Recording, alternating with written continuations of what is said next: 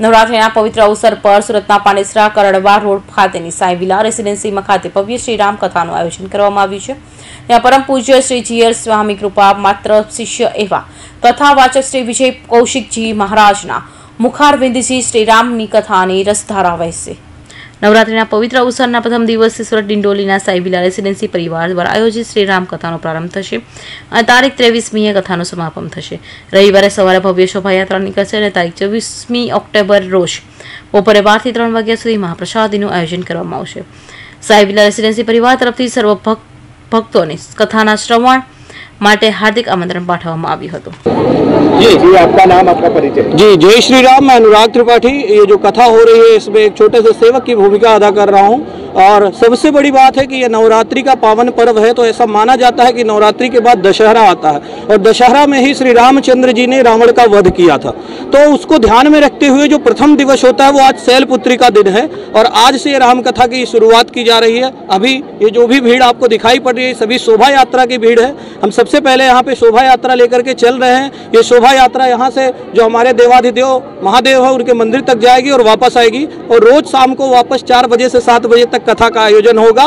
निश्चित तौर पे अगल बगल के जितने भी धर्म प्रेमी बंधु हैं, साईं विला रेजिडेंसी सोसाइटी के सभी लोग हैं, सारे लोगों का इसमें विधिवत सहयोग है और सभी मिलकर के इसको एक उत्सव की तरह से प्रस्तुत कर रहे हैं और उत्सव की तरह से लेकर के चल रहे हैं। जी आपका नाम?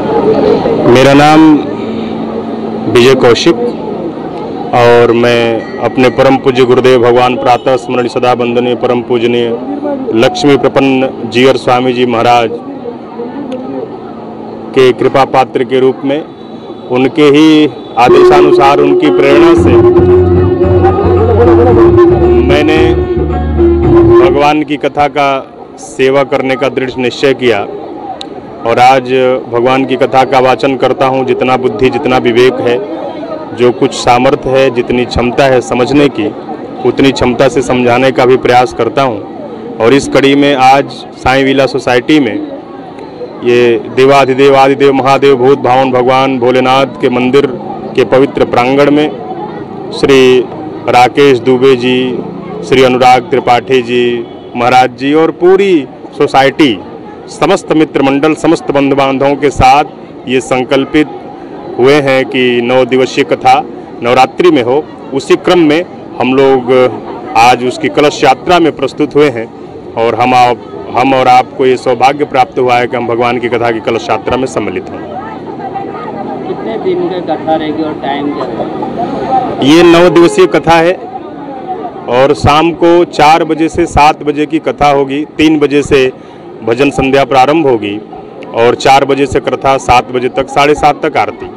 भगवान श्री राम की कथा भी है और नवरात्रि की शुरुआत भी, क्या कहोगे? भगवान श्री राम की कथा है, नवरात्रि की शुरुआत है।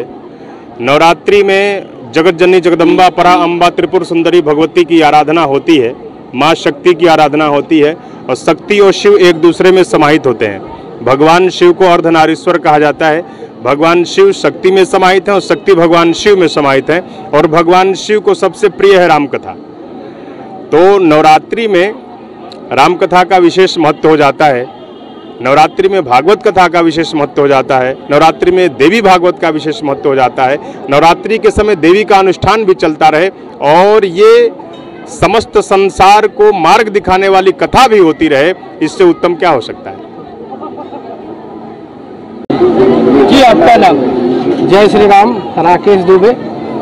इस कथा के बारे में महाराज जी के साथ पिछली बार आए थे, चर्चा हो रहा था कि ये कथा कहीं हाउसिंग में हो, काशी विश्वनाथ मंदिर पे या और कहीं हो।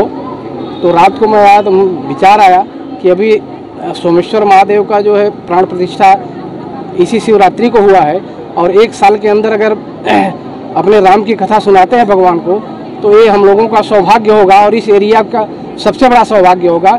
यही सब विचार करके अपने सोसाइटी वालों के साथ में मिल करके चर्चा किया तो लोगों ने बोला ये अति उत्तम बात है और महाराज जी ने पूरा सपोर्ट किया कि नहीं आप ये कथा यहीं पे करवाइए।